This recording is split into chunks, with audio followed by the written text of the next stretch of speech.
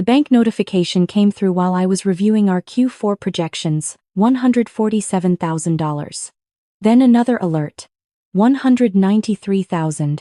I sat there, my coffee getting cold in the mug that said Boss Lady, watching our business account drain to zero in real time on my phone screen.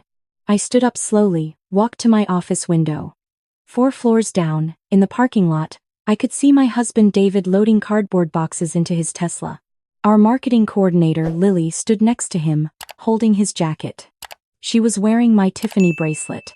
The one David said he'd bought me for our 10th anniversary last month. I didn't scream. I didn't cry. I pulled out my phone and dialed the number I'd saved 3 months ago under M. She picked up on the first ring. Maggie Sullivan. He did it, I said. Just like you said he would. Where are you? My office. He's loading his car right now. Don't move. Don't confront him. I'm making calls. 45 minutes, Rebecca. Can you hold on for 45 minutes? I looked down at the parking lot again. David was laughing at something, Lily said. I've held on for 8 years building this company with him. I can hold on 45 more minutes. Let me back up. Let me tell you how I got here, standing at this window, watching my marriage and my business partner drive away together. My name is Rebecca Martinez. I'm 38 years old, and until about 3 hours ago, I was the co-founder and creative director of Martinez Digital Solutions. My husband David was the CFO. We'd built this agency from nothing. From our apartment 8 years ago, surviving on ramen and hope, to a team of 23 people and a client roster that included 3 Fortune 500 companies. Or so I thought. 3 months ago, I was having lunch with Maggie Sullivan. She'd been my mother's best friend since college. When Mom died of cancer 2 years ago, Maggie kind of adopted me. She was retired FBI, white-collar crime division. We met once a month, usually at this little Vietnamese place near her condo. How's business, she'd asked, like she always did. Crazy good, I'd said. We just landed the Morrison account. 6 figures. She'd smiled, but something was off. And David's handling all that money well? Of course. Why? Maggie had set down her spring roll. Rebecca, I need you to not react. I need you to listen to me very carefully. That's when she told me. She had a friend, another retired agent, whose daughter worked at our bank. The daughter had noticed some irregularities. Nothing she could officially report yet, but enough to mention to her father over dinner. Her father mentioned it to Maggie. What kind of irregularities? Large transfers. Money moving in and out of your business account to accounts I can't track yet. I did some digging. Very quiet digging. Rebecca, I think David is setting up to run. I'd laughed. Actually laughed. Maggie? David would never. Your mother asked me to look after you, she'd cut me off. So I'm looking. And I'm seeing red flags everywhere. The new assistant he hired 6 months ago. Lily Chen. She's used 4 different names in the last 10 years. She's worked at 6 different companies. 3 of them filed fraud complaints. Nothing stuck because she always disappeared before charges were filed. The spring roll had turned to paste in my mouth. I need you to do something for me, Maggie had said. I need you to act normal. Keep going to work, keep smiling at David. But I need you to document everything. Every transaction, every meeting, every business decision. Can you do that? So I did. For 3 months, I played the loving wife, the trusting business partner. I went to our couples therapy sessions where David talked about reconnecting. I laughed at Lily's jokes during staff meetings. And every night, I uploaded documents to the encrypted cloud drive Maggie set up for me. I noticed things I'd been too busy to see before. How David always positioned himself between me and our accountant during reviews. How he'd moved our business banking to a new institution for better rates without really consulting me. How Lily always seemed to be in his office with the door closed. The bracelet showed up 3 weeks ago. David presented it at dinner. This romantic gesture at our favorite steakhouse. 10 years with the most amazing woman, he'd said. I'd recognized it immediately. I'd seen it on Lily's Instagram 2 months before, tagged at a jewelry store in Miami. The same week David said he was at a conference in Chicago. It's beautiful, I'd said, clasping it around my wrist. That night, I photographed it from every angle and sent the pictures to Maggie. Now, standing at my window, I watched David close his trunk. He looked up at the building, right at my window. He couldn't see me through the tinted glass, but I saw him. Saw him smile. Saw him put his arm around Lily. My phone buzzed. Maggie, 20 minutes. They're coming from the federal building. Do not engage. I sat back down at my desk. Opened my laptop. Our company Slack was active. David had posted in the general channel 15 minutes ago. Team meeting Monday, 9 a.m. Big announcements. I almost laughed. He really thought he was going to walk away clean. My office door opened. Jessica, our actual marketing manager, stuck her head in. Becca? You okay? You look pale. I'm fine. Hey Jess. Did David mention anything to you about Monday's meeting? She came in, closing the door behind her. Jessica had been with us for 4 years. She was sharp, loyal, and I'd noticed her looking confused during several of David's recent strategy sessions. No, and honestly, it's weird. He's been cutting me out of decisions for weeks. Last Tuesday, he approved a campaign budget without running it by me at all. We've never done that. What campaign? Some influencer partnership Lily proposed, $50,000. I told him the ROI projections didn't make sense, but he said to trust the process. My stomach dropped. Did the campaign run? I don't think so. Lily said she was handling it directly. There was a commotion outside. Through my window, I saw 3 black SUVs pull into the parking lot. David was at his car door. He froze. 6 people in FBI windbreakers emerged from the vehicles. What the hell? Jessica moved to the window. I stood up slowly. Jess, I need you to do something for me. I need you to gather everyone in the conference room. Right now. But, please. Trust me. She looked at my face and ran. I grabbed my phone, my laptop, and walked to the elevator. My hands weren't shaking. My breath was steady. I felt like I was watching myself from outside my body. The elevator seemed to take forever. By the time I reached the parking lot, David was in handcuffs. Lily was sitting on the curb, her face in her hands. A woman in a suit that screamed federal agent was reading David his rights. Maggie stood off to the side. When she saw me, she nodded once. I walked past David. He looked at me, and for the first time in 8 years, I saw him clearly. Not the man I'd married in my mother's garden. Not the partner who'd stayed up with me designing our first website. I saw a stranger who'd worn my husband's face while stealing everything I'd built. Rebecca, he started. Don't, I said. I didn't yell it. Didn't scream. Just said it like I was declining a second cup of coffee. The agent holding his arm was a tall black woman with kind eyes. Mrs. Martinez? I'm Special Agent Williams. We spoke on the phone. Thank you for coming. Thank you for your cooperation over the past 3 months. Your documentation was crucial. David's face went white. 3 months? I looked at him. You know what's funny? I was going to wait until Monday. Maggie wanted more evidence. But then I got the bank alerts. You couldn't even wait until Monday to steal everything. It's our money. It's not, Agent Williams cut him off. Mr. Martinez, you're under arrest for wire fraud, embezzlement, and conspiracy to commit fraud. Your associate Miss Chen, real name Linda Yu, is being charged as an accomplice. Our employees had gathered at the windows. I could see them, 4 floors up, watching. The business account, I said to Agent Williams. Can it be recovered? The transfers were made less than 2 hours ago. We've already frozen the receiving accounts. You should have access restored within 72 hours. David was being led to one of the SUVs. He turned back. I built this company too. You can't just. You built it, I agreed.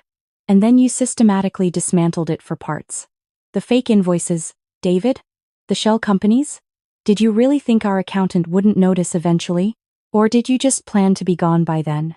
Maggie walked over to me. She handed me a folder. Everything we've compiled. Your lawyer will need this. Speaking of which, she's waiting for you upstairs. My lawyer? Nina Patel. She's the best. Consider it a gift from someone who loved your mother very much.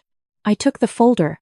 Inside were printed emails, bank statements, photos, evidence of fraud going back 18 months, transfers to accounts in the Cayman Islands, forged invoices, and a travel itinerary. David Martinez and Lily Chen, one-way tickets to Costa Rica, departing Sunday. He was leaving in 2 days, I said. With $340,000 of your money, yes. plus whatever he'd already moved offshore. We're still tracking that. I looked up at the building. My building. The one I'd picked out, when we could finally afford to move out of our apartment office. I'd chosen it because the fourth floor had perfect natural light. I need to talk to my team. The elevator ride back up felt different. Lighter. When I walked into the conference room, 22 people were sitting there. 23, if you counted David, but he wouldn't be counted anymore. I know you all saw what just happened, I started. I know you have questions. So let me be clear about what's going on. I told them. Not everything. Not the personal betrayals, not the bracelet, not the nights I'd pretended to be asleep while David texted someone.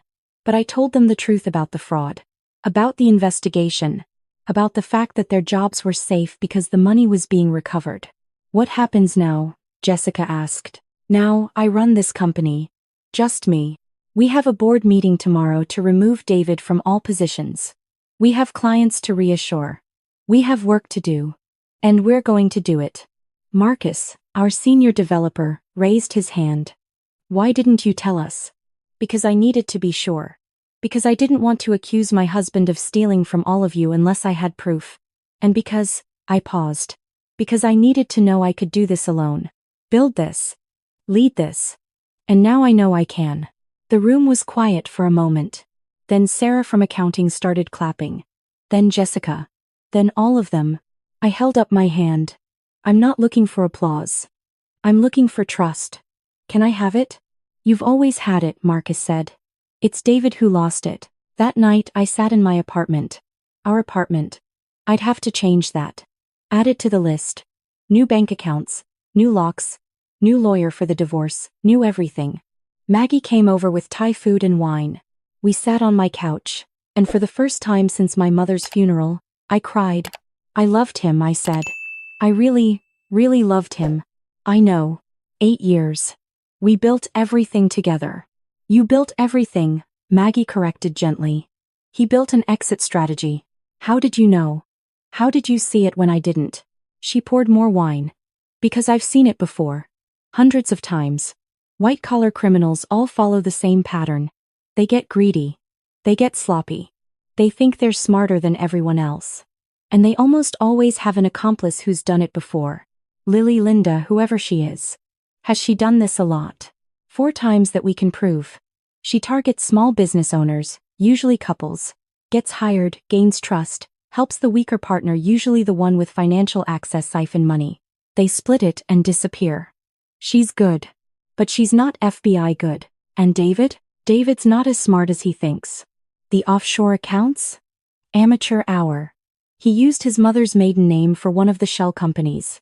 He paid for the Costa Rica tickets on a credit card linked to your business account. He's going away for a long time, Rebecca. I should have felt satisfaction. Justice. But I just felt tired. Your mom would be proud of you, Maggie said softly. That made me cry harder. She always liked David. She liked who she thought David was. But she loved who she knew you were. Strong. Capable. Someone who wouldn't stay down. I don't feel strong. Strength isn't feeling strong. It's doing what needs to be done even when you're falling apart. The next few weeks were brutal. The divorce papers, the police interviews, the forensic accountants going through every transaction. The news coverage. We'd built enough of a reputation that our story made the local business section. Tech CEO arrested for defrauding own company. But we survived. I survived. Jessica stepped up as COO. Marcus took over our development strategy. I hired a real marketing coordinator to replace Lily. I changed our banking protocols, implemented new oversight procedures, brought in an outside auditor quarterly. The clients stayed. Actually, 3 new ones signed with us after reading about what happened. If you survive that, one CEO told me, you can handle our campaign deadlines. David's trial was scheduled for 6 months out. His lawyer tried to make a deal. Agent Williams called me personally. He's offering to testify against Linda Yu in exchange for reduced charges. What do you think? I think he's a coward who got caught. But it's your call. You're the victim here. I thought about it for days. Finally, I called her back. No deals. Let them both face the full consequences. You sure? I'm sure. He didn't just steal money, Agent Williams. He stole 8 years of my trust. Of my work. Of my belief in us. I want that acknowledged.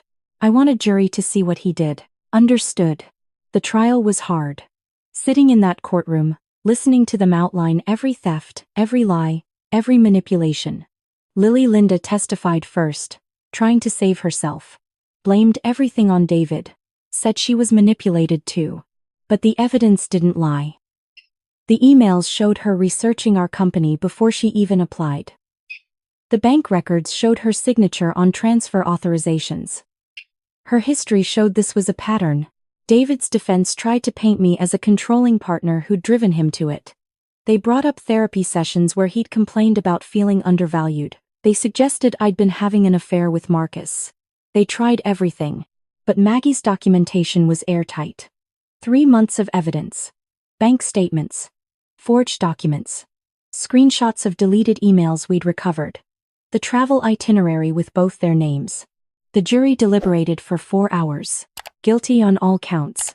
Both of them. David got 7 years. Linda got 5. They were both ordered to pay restitution, though Agent Williams told me not to hold my breath on that. Offshore money has a way of staying offshore, she said. But we recovered most of what he took from the business account. You'll be okay. And I am. It's been a year now. Martinez Digital Solutions is just MDS now. I rebranded. We've grown to 32 employees. Revenue is up 40%. I bought out David's share for pennies on the dollar through the bankruptcy proceedings. I moved into a new apartment. Something smaller, cozier. With a balcony where I drink my morning coffee and watch the sunrise. I adopted a cat. Her name is Maggie. Real Maggie, human Maggie still meets me for lunch once a month. She retired from consulting work and now volunteers teaching financial literacy to small business owners. She always says, learn from Rebecca, protect yourself before you need to. I started dating again. Nothing serious. A few dinners, some laughs. I'm not ready for serious. Maybe I won't be for a while. And that's okay. Jessica got promoted to partner. She earned it. We celebrated with the whole team, champagne in the conference room where I'd told them the truth a year ago. Remember when you asked if we trusted you? She said, raising her glass. I remember. You never needed to ask. We always did. It was David who lost our trust. Not you. Sometimes I think about that day. Standing at my window, watching my life fall apart in a parking lot 4 floors below. Making that one phone call that changed everything. Sometimes I wonder what would have happened if I hadn't met Maggie for lunch that day. If her friend's daughter hadn't noticed the irregularities. If I'd just come home one day to find David gone and our accounts empty. But mostly I don't wonder. Because here's what I learned: you can't control who betrays you. You can't stop people from lying, from stealing, from choosing themselves over you. But you can control how you respond. You can choose to document instead of deny. To prepare instead of panic. To stand up instead of fall apart. My mother used to say, strength isn't about never falling down. It's about what you build when you get back up. I'm building, Mom. I'm building something better than before. Something that's just mine. Something no one can take away. And when I stand at my office window now, looking down at that same parking lot, I don't see the day David left. I see the day I stopped being his wife, his partner, his victim. I see the day I became just Rebecca. And that was enough. That is enough. That will always be enough.